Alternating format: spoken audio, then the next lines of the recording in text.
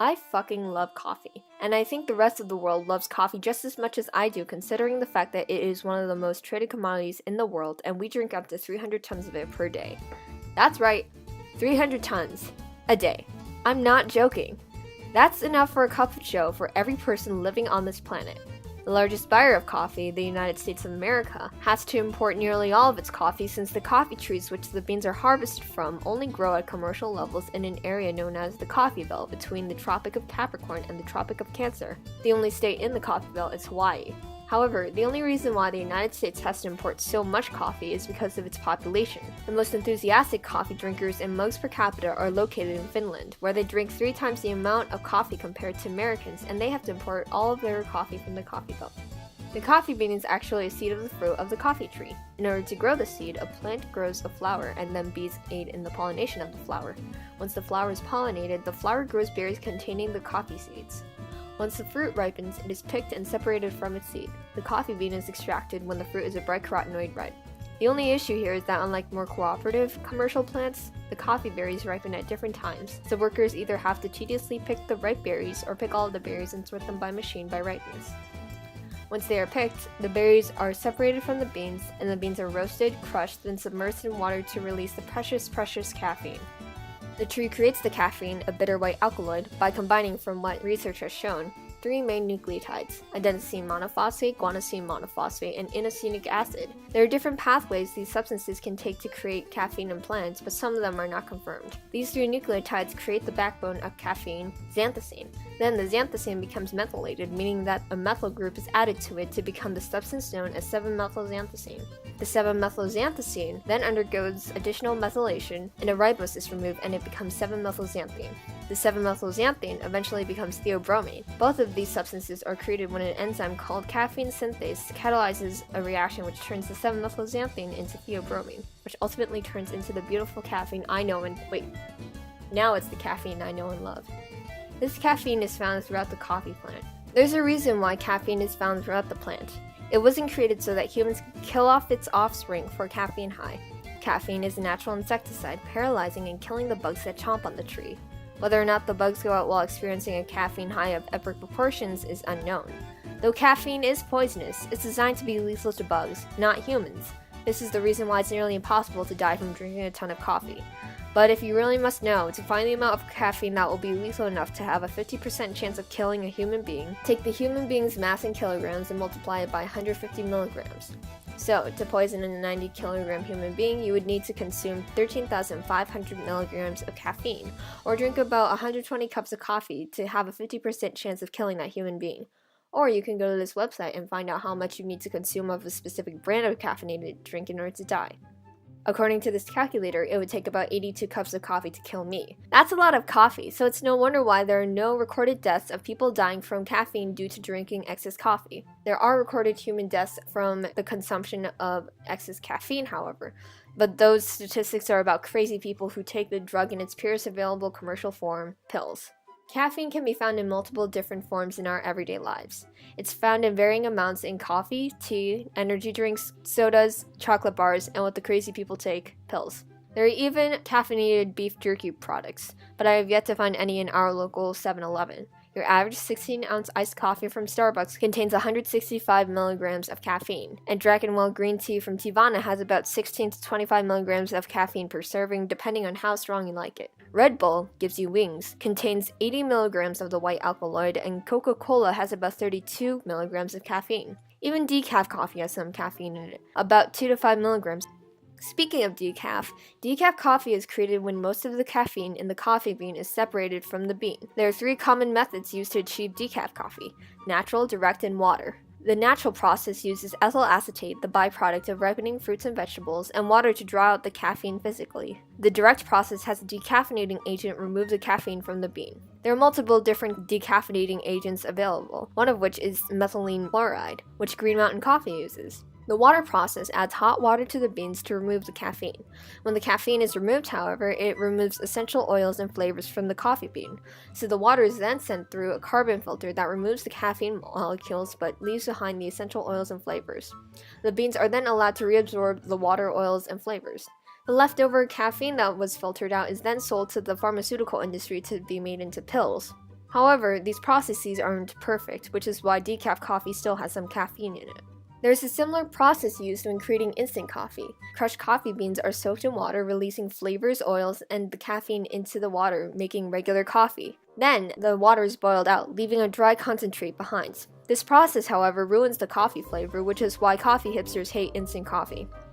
Caffeine is not the actual substance that gives you that quote-unquote caffeine high. It gets metabolized in the liver, and the 3 methyl groups on the caffeine molecule either detach or stay onto the molecule, which ends up becoming either theobromine, paraxanthine, or theophylline. Theobromine increases the flow of oxygen and nutrients to the brain. Paraxanthine increases the body's athletic performance by increasing the rate of fat breakdown for muscle activity, and theophylline increases your heart rate and concentration. Caffeine is the most consumed psychoactive drug in the world, and for good reason. It helps people stay awake when we need to finish projects and get through that boring calligraphy class. It keeps us awake by being like a ninja. Its structure is very similar to another substance in our brains called adenosine.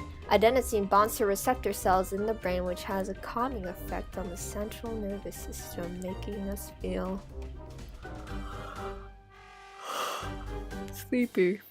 The caffeine daughters, as I will call them, block those receptors. The caffeine daughters stimulate the nervous system, increasing blood pressure, heart rate, delaying fatigue, and increasing alertness. Since the caffeine daughters block the adenosine receptors, the pituitary gland releases adrenaline, giving you that rush of energy that comes with drinking coffee. The effects of caffeine peak around 30 minutes after consumption, and then the caffeine itself has a half-life of about 6 hours. This is why at around 2 o'clock in the afternoon at most offices, people start drinking a second cup of coffee since they are feeling half the effects of the caffeine they had consumed earlier in the day.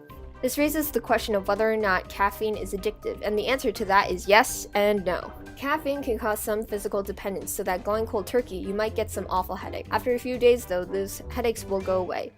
But why would you even want to stop drinking coffee? It increases concentration, decreases fatigue, and gives you better memory while releasing dopamine and stopping headaches. And these are actual effects replicable in a lab and research.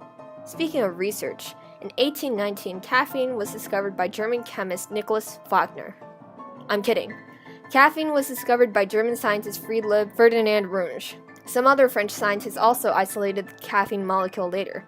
Pierre-Jean Robequet, Pierre-Joseph Pelletier, Joseph Bien-Aimé Caventou. In 1897, German chemist Hermann Emil Fischer discovered the structural formula for caffeine, for which he was given a Nobel Prize. There are multiple people involved with current caffeine research. One paper is from the scientists from the Center for Behavior and Evolution explaining how the caffeine in floral nectar enhances a pollinator's memory of reward. Another person involved with current caffeine research is Dr. Jennifer Temple at the University of Buffalo, where her research has revealed that males and females react to caffeine differently after puberty. In addition to the awesome effects of drinking coffee as mentioned before, there are other health benefits. The consumption of coffee in healthy humans can help prevent cardiovascular diseases, diabetes, and Parkinson's. Caffeine can even help get rid of migraines, but the amount required and how it should be consumed is uncomfortable. Moving right along. Fun quiz time. Where did coffee originate? Ethiopia, the United States, or Russia? If you chose Ethiopia, you win, but there's no prize. Sorry. A tale in Ethiopia says that a goat herder was in the mountains on his daily walk with his goats. At around sunset, he called for his goats with loot as he usually did. When they did not show up, the goat herder searched for them and found them creating a ruckus and eating red berries from a tree that he had never seen before. He decided to try the red berries. He then experienced a burst of energy and brought the coffee berries back to his village. Whether or not this tale is true is unknown, but coffee did originate in Ethiopia. Soon, traders from the Middle East came and discovered the potent drink and brought some berries back to plant. Coffee houses then sprung up around the Middle East, and this created a new environment where people of all walks of life could gather and drink awesome coffee. Though I don't think that goats could have walked into them too. Europeans then discovered the bean when a sultan tried to conquer the city of Vienna. However, the soldiers failed to take over Vienna and left their coffee beans behind in Europe. The Europeans had no idea what the weird coffee was, so they started burning it.